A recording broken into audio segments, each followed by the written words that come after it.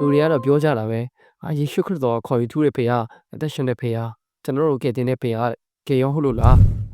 ဟယ်လိုအားလုံးပဲ Merry Christmas ပါဒီနေ့မှာတော့ကျွန်တော်လူတူဦးအနေနဲ့ Christmas နေ့မှာလောက်ကိုလောက်ချစ်တဲ့အရာတခုကျွန်တော်လည်းပြောပြချင်ပါတယ်ဒီဇင်ဘာ25ရက်နေ့လည်းရောက်ပြီဆိုတော့တိတ်မကြခင်မှာဒီဇင်ဘာလလည်းကုန်တော့ပဲနှစ်တစ်ကိုလည်းရောက်တော့မှာဖြစ်တယ်ပေါ့နော်ပြီးတော့တကဘာလုံးကလည်းဒီဇင်ဘာ25ရက်နေ့ကိုအဓိကထားပြီးတော့ Christmas ပွဲတွေကိုလုံကြတဲ့အတွက်ကြောင့်မို့လို့ဒီနေ့ဒီဇင်ဘာ25ရက်နေ့မှာကျွန်တော်လူတိုင်းလောက်ကိုလောက်ချစ်တဲ့အရာတခုကိုကျွန်တော်လည်းအကြံပေးချင်တယ်အဲ့ဒါတော့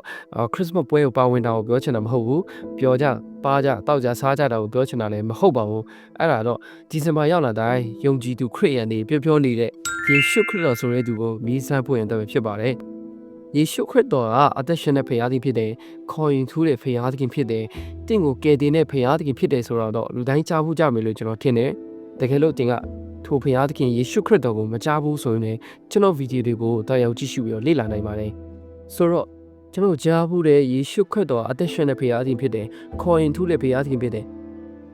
ကျွန်တော်တို့ကယ်တင်တဲ့ဖခင်သခင်ဖြစ်တယ်ဆိုတော့ကိုတကယ်ရောဟုတ်တယ်လားဆိုတော့ကိုကျွန်တော်ဒီတမန်25ရက်နေ့မှာမိဆပ်ဖို့တဲ့အကြံပေးခြင်းတယ်ဟုတ်တယ်လေနော်လူတွေကတော့ပြောကြတာပဲ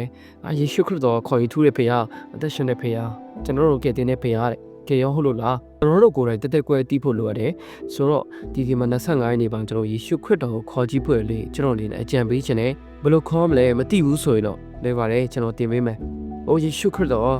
တင်ကကျွန်တော်ကိုကယ်တင်တဲ့ဖခင်လားအသက်ရှင်တဲ့ဖခင်လား